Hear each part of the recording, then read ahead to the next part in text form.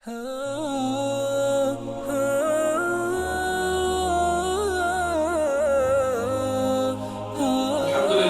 we are in this blessed month of al-Baqarah. It is a blessed month as it is the month preceding the month of Hajj, al-Hijjah. There are 4 sacred months in Islam. In the Islamic calendar, there are 12 months according to the Islamic calendar. We go by the lunar months, by the moon, alhamdulillah, by the sighting of the moon.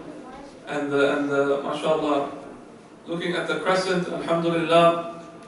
And our Islamic calendar starts with the Hijrah, which is a blessed moment in our history of Islam and history in general, which is the blessed migration of our blessed Prophet sallallahu alaihi wasallam and his companions from Makkah al-Mukarramah to Medina al-Munawwara. So our Islamic calendar starts with the Hijrah. That's why it's known as the Hijri calendar. And our Islamic months are 12, and 4 of these months are sacred months. They're al-Haram. And these sacred months are Muharram, Dhul-Qa'dah, Dhul-Hijjah, and Rajab. These are the sacred months, al-Haram, as Allah subhanahu wa ta'ala mentions in the Quran. Minha arba'atul hurum. That from the 12 months that we have, minha, from them, arba'atun, 4 of them are sacred. And they were sacred even before the time of Rasulullah sallallahu alaihi wasallam. Even in the times of ignorance, people would look at these months as sacred months. They would not have war and fight in these months. 3 of these months comes consecutively, which are Dhul-Qa'dah, Dhul-Hijjah, and Muharram. And one of these comes unique and alone, that is Rajab. That is the month of Allah subhanahu wa ta'ala. So we are in a sacred month. And a sacred month has been compared to by the scholars and the ulama as a sacred place. So, for example, when we are in the Haram al-Sharif in Makkah al-Mukarramah or Medina al-Munawwara or even Bayt al-Maqdis, which is also one of our holy sites in Jerusalem and Palestine, then we are in a sacred place. So a sacred month is like a sacred place. So just as in a sacred place, we do not fool around. We try our best to have the most adab. We try our best to behave the best, to do as many good acts as we can to please Allah and His Habib sallallahu alayhi wa sallam. Likewise, in a sacred month, we do the same. And as in a sacred place, when we try our best not to commit anything haram or to stay away from sins and to keep our heart clean, to keep our tongues clean, to keep our eyes clean, to keep our ears clean, to keep our outward organs and our inside the souls clean, likewise in a sacred month, we try our best to keep these things clean. And indeed, the Prophet ﷺ has taught us and has given us the glad tidings and a warning, because he is al-Bashir sallallahu alayhi wasallam. He is the one who gives glad tidings of paradise and of reward, and he is al-Nadir sallallahu alayhi wasallam. He is also the one who gives us warning of the punishment of Allah subhanahu wa ta'ala, the hellfire, and the bad deeds that we should not be doing. And the Prophet sallallahu alayhi wasallam said that indeed in the sacred months, any good action that you do is multiplied. Any hasanat that you do, we already know that Allah subhanahu wa ta'ala says in the Quran that if you do one good deed, then you're getting at least 10 more rewards. At least. And Allah subhanahu wa ta'ala can multiply that to 700 or even more than that, as much as He wants, based on your intention, based on His karam and generosity, alhamdulillah. And if you do one bad deed, then it's only worth one bad deed. This is the rahmah of Allah subhanahu wa ta'ala, because Allah subhanahu wa ta'ala said, Inna rahmati taghlibu ghadabi. That indeed, when Allah subhanahu wa ta'ala made the creation, when He made the creation, Jalla Jalalu, and He wrote with a book, He caused it to be written down in the book which is with Him in the highest heaven. There's a book which is with Allah subhanahu wa ta'ala, in the presence of Allah subhanahu wa ta'ala in the highest heaven. And this is known as Lawh-al-Mahfuz. This is the tablet, the preserved tablet. And in that book is written everything that is going to happen from beginning of time that happened until the end of time. And Allah subhanahu wa ta'ala has knowledge of everything. And in that book, when Allah subhanahu wa ta'ala made that creation, He caused to be written down in that book this statement, Inna rahmati taghlibu ghadabi. That indeed my rahmah prevails over my wrath. Indeed my rahmah prevails over my ghadab, prevails over my anger. So the rahmah of Allah subhanahu wa ta'ala is always more than His anger. It always outweighs and prevails over His anger. It's always ghalib over His anger. This is why He is saying subhanahu wa ta'ala, if you do one good deed, then I'm giving you at least 10, or I can multiply as much as I want. Subhanahu wa ta'ala. But if you do one bad deed, then you only get one sin. But in the sacred months, If you do more good deeds, then the good deeds are rewarded even more. They're multiplied even more. The reward for them is multiplied in manifold, more than they would be in other months. And likewise, if we do a sin that it is more serious, it is more grave, than it would be as in other months. So inshallah, may Allah subhanahu wa ta'ala give us tawfiq to increase in good acts and amal salih. May Allah subhanahu wa ta'ala give us the protection and the hifadha and salama from any sins and from any disobedience, Ya Arhamar Rahimeen. And alhamdulillah, this is a month which is preceding the month of Hajj. Many of us, or some of us here, and many of us across the globe, across the Ummah of Rasulullah sallallahu alaihi wasallam, are preparing for this blessed journey of visiting the Kaaba al-Sharifah, the sacred precincts and the sacred sanctuary in Makkah al-Mukarramah, and visiting the beloved Prophet sallallahu alaihi wasallam in al-Madinah al-Munawwar. Alhamdulillah, this is a blessing. And the least we can do, if we know that anyone is going on this journey, we can ask them, that do you need anything? Can we be of any service to you? Inshallah, because if we do this sincerely, without any other motives, without any worldly motives, we ask our brothers or sisters to help them, and to ask them if they are in need of anything. And if you assist them, and subhanallah, if they make even one dua for you, or if they even remember you in those blessed places, Allah subhanahu wa ta'ala can rectify all your affairs. Allah subhanahu wa ta'ala can accept your du'as. One du'a for them, if they give one salam of yours to Rasulullah sallallahu alayhi wa sallam, and the Prophet sallallahu alayhi wa sallam returns that salam to you by name, that subhanallah, what more blessing can you want? What better blessing can you want? Alhamdulillah. So ask people, inshallah, if they need any help, if you know that they're going for Hajj and to visit Rasulullah sallallahu alayhi wa sallam, is there anything we can do? And subhanallah, Allah subhanahu wa ta'ala is generous that inshallah He will include you and give you a portion of that Hajj and Umrah without reducing the portion of their Hajj. And Allah subhanahu wa ta'ala's treasures are vast and all-encompassing and never-ending. So subhanallah, He's the King of all kings, Dhul Jalali wal Ikram, Malikul Mulk, subhanahu wa ta'ala. And He can definitely grant you that. So alhamdulillah, that's the least we can do. We can make dua for them that inshallah, Allah makes their journey easy and Allah accepts their Hajj and makes it Hajj Mabrur.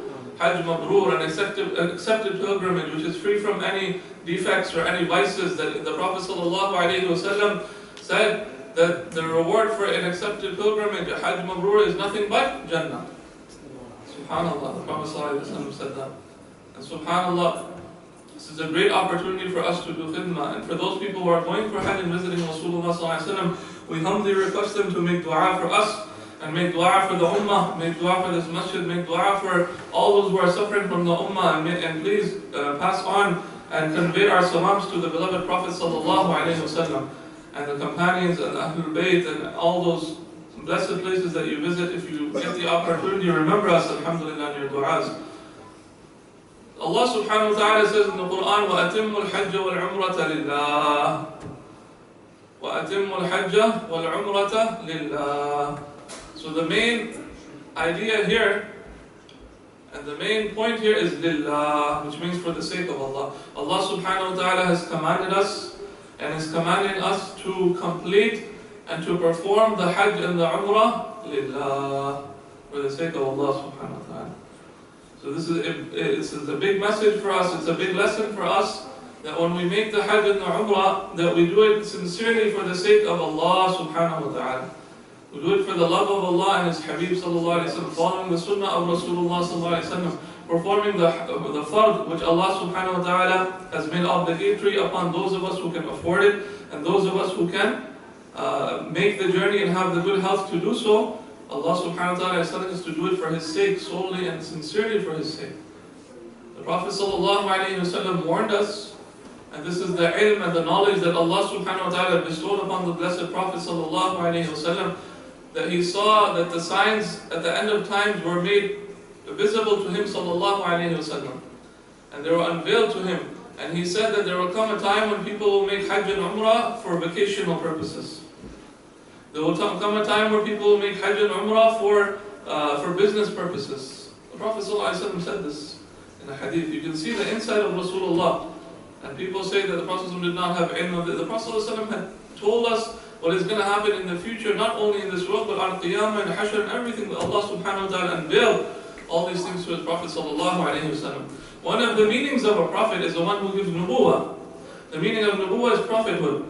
what does the Prophet do? He prophesizes. He tells you what is going to happen in the future. Sallallahu alayhi wasallam.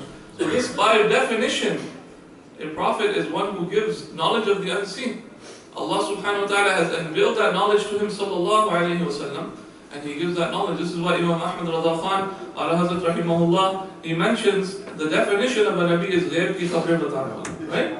In Urdu we say ghaib ki khabrein batane wala, ghaib ki khabrein inkishaf karne wala. That means the person who unveils and tells us about the knowledge of the unseen, that he has received from his Lord subhanahu wa ta'ala. There is no doubt about this. Alhamdulillah. The Prophet ﷺ said there will be people who will make Hajj and Umrah for a vacation. They will say, okay, we have nothing to do, let's go to Makkah and Medina, let's go to the hotels, spend luxury time, enjoy our time, eat all these meals, 5-star meals. This is vacation. This is the Prophet ﷺ. This is not what Allah subhanahu wa ta'ala wants from us. This is not what Rasulullah ﷺ wants from us. وَأَتِمُّ الْحَجَّ وَالْعُمْرَةَ لِلَّهِ. Perform the Hajj and complete the Umrah and Hajj for the sake of Allah subhanahu wa ta'ala. For the love of Allah and His Habib sallallahu alayhi wa sallam. To follow the Messenger sallallahu alayhi wa sallam, the Sunnah of Allah subhanahu wa ta'ala, the Sunnah of Rasulullah sallallahu alayhi wa sallam. And the Prophet sallallahu alayhi wa sallam said there are people who will come, they will perform Hajj and Umrah for business purposes. They will go and they will trade and they'll go in the shops, they'll buy things, they'll come to their home countries and they'll sell it, they'll make profit. Intention is very important, my brothers and sisters. Intention is very important, my brothers and sisters. SubhanAllah, Allah subhanahu wa ta'ala looks at our hearts, He does not look at our outward. The Prophet ﷺ said, the gaze of Allah subhanahu wa ta'ala falls upon the hearts. It's not upon the outward appearances. So if Allah subhanahu wa ta'ala knows what's in our hearts and we make the intention that, oh Allah, we want to perform this Hajj, we want to perform this Umrah, we want to perform this Ziyarah of Rasulullah ﷺ for your sake, Ya Arhamar Rahimeen, for your pleasure, so that we can see you and witness you on Yawm al-Qiyamah and you are pleased with us, Ya Arhamar Rahimeen. Now Allah subhanahu wa ta'ala is so generous that He will already give you the reward, inshallah. Because He knows what's in your heart. And then when you come, you are the guest of Allah subhanahu wa ta'ala and you are the guest of Rasulullah sallallahu alayhi wa sallam. And what better host can you have than Allah, the Lord of all the worlds, and the most beloved to Allah, Sayyidina Rasulullah sallallahu alayhi wa sallam. And they're the best of hosts, that they will never let you go empty-handed. They will never let you go empty in any way. They will never let you go in a wretched state. You will come and you will go full of blessings and mercies and forgiveness, alhamdulillah. Alhamdulillah. So this is a blessing that we perform, and this is a command of Allah that we perform the Hajj and Umrah for the sake of Allah. And alhamdulillah, I want to clarify that there is a misconception out there. Unfortunately, there's a misconception out there that there are some people saying in the Ummah that, okay, you perform the Hajj and Umrah, you do not have to visit Rasulullah sallallahu alaihi wasallam. I want to clarify that this is totally wrong, and this is not from the practice of the Prophet sallallahu alaihi wasallam, from the practice of the Sahaba, from the practice of the Ahlul Bayt radiallahu anhum, from the practice of the Tabi'in, or the Tabi'in, or from the Awliya Allah and Salihin and the Ulama who are on the truth. You find from all of their seerah and their biographies that they would visit the Prophet sallallahu alaihi wasallam. As the Prophet ﷺ said in a hadith, "Man hajja wa lam yazurni faqad jafani." The Prophet ﷺ said, one who performs the pilgrimage, one who performs the Hajj and does not visit me has insulted me. The Prophet ﷺ. How can we expect our Hajj and Umrah to be accepted and to be complete if we have insulted Rasulullah sallallahu alaihi wasallam? If we have done injustice to the Prophet sallallahu alaihi wasallam? If we have acted unfairly with the Prophet sallallahu alaihi wasallam? This is a harsh. The words that the Prophet sallallahu alaihi wasallam has used are very scary for us, because if we ever insult or do anything to treat the Prophet ﷺ in a way that is not befitting of him ﷺ, then our iman is at stake. Then our iman, our faith is in danger. Then what kind of faith do we have? And what is our hajj? What are our actions? What are our salat and siyam? Nothing. Because all these we have received via the Prophet ﷺ. Allah subhanahu wa ta'ala revealed these ayat and these blessings and these signs to Rasulullah ﷺ. And He opened the doors to all these blessings for us. He opened the doors sallallahu alayhi wasallam to Hajj. He opened the doors to Umrah. He opened the doors for Ziyarah. He opened the doors to Salah. He opened the doors to Siyam. He opened the doors to La ilaha illallah Muhammadur Rasulullah sallallahu alayhi wasallam. He opened the doors to the Asma Allah. We never knew who Allah subhanahu wa ta'ala is. How do we know that Allah is Al-Ghafur, is Al-Rahim, is Al-Malik, Al-Quddus, Al-Salam? Who taught us these names? Do you think that they just came from the sky to us? They were taught to Rasulullah sallallahu alayhi wa sallam. Al-wasitatul udhma. He is the greatest means between Allah and His creation. Sallallahu alayhi wa sallam. If we want to know Allah subhanahu wa ta'ala, we have to come to the doorstep of Rasulullah sallallahu alayhi wa sallam. So the Prophet sallallahu alayhi wa sallam said, whoever makes the pilgrimage and does not visit me, وَلَمْ يَزُرْنِي فَقَدْ جَفَانِي. He has insulted me, he has treated me unfairly, he has treated me unjustly. May Allah subhanahu wa ta'ala protect us from such a belief that some of us, they go for Hajj, they go for Umrah, and they do not find it necessary to visit Rasulullah sallallahu alayhi wa sallam. What kind of love is this? What kind of, how can you even, we cannot even repay the Prophet sallallahu alayhi wa sallam for what he has given us, and then you have the right to say that you don't want to visit Rasulullah?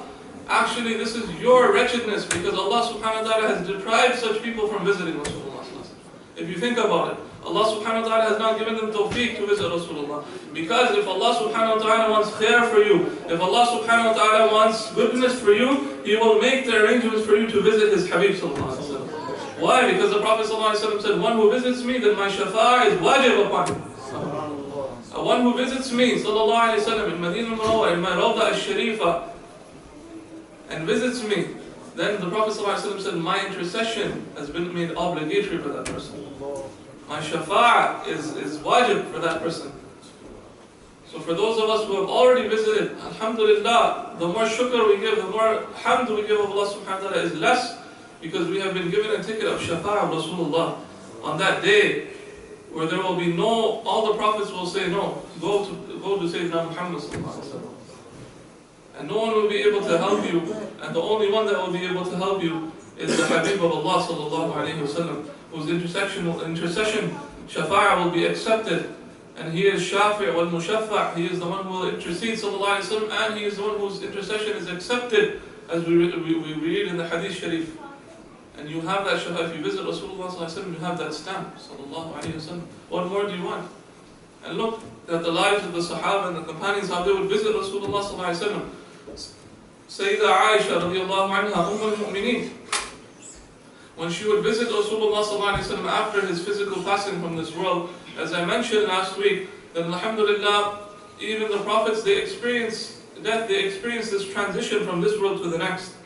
But it's only a momentary transition.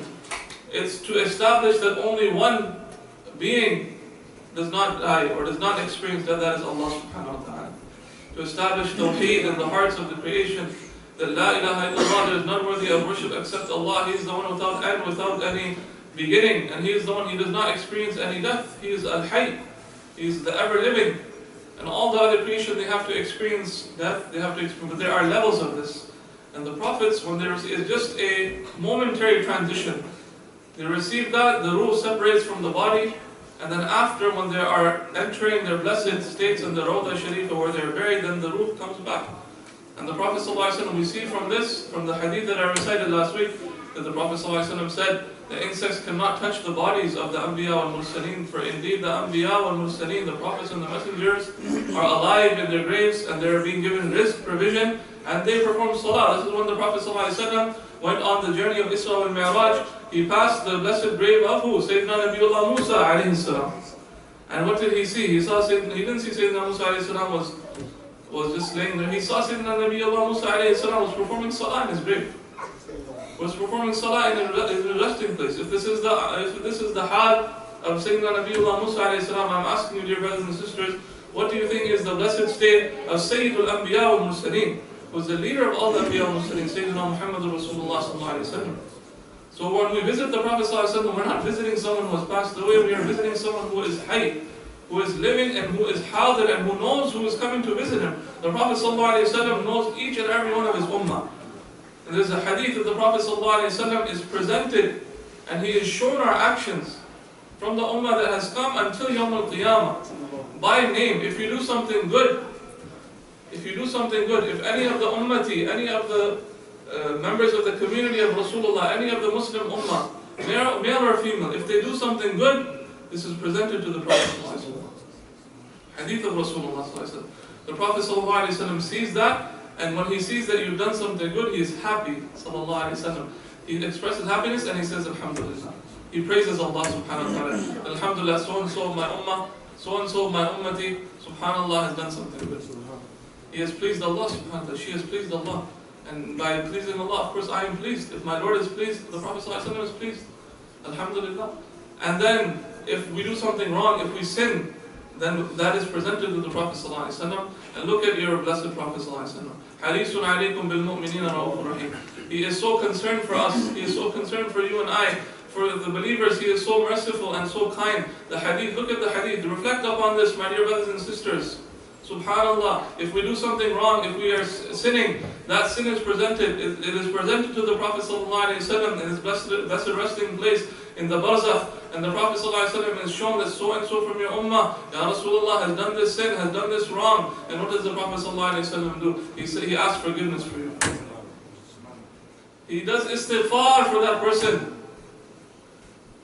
And then you have the audacity to say you do not want to visit Rasulullah. There are some people in the ummah who say this. They do your hajj, you do your umrah, don't visit the Prophet ﷺ. You don't have to do it. Astaghfirullah. What kind of belief is this? This is not the belief of the Salaf. The Salaf, as I explained, those people who are the predecessors, the Sahaba, the Ahlullah, the Ahlul Bayt, the Tabi'in, the Awliya Allah, the Ulama, the Salihin. None of them said anything like this. They said that you visit, you do the hajj, you do the umrah, and actually they would say that the ziyarah is even afdal than the hajj and umrah. If you look at the kalam, and you look at what the Sufi and the awliya say, and the people who are close to Allah subhanahu wa ta'ala, they say you cannot even compare visiting Rasulullah sallallahu alayhi wa sallam to making hajj or umrah. You cannot even compare, they're not even on the same level.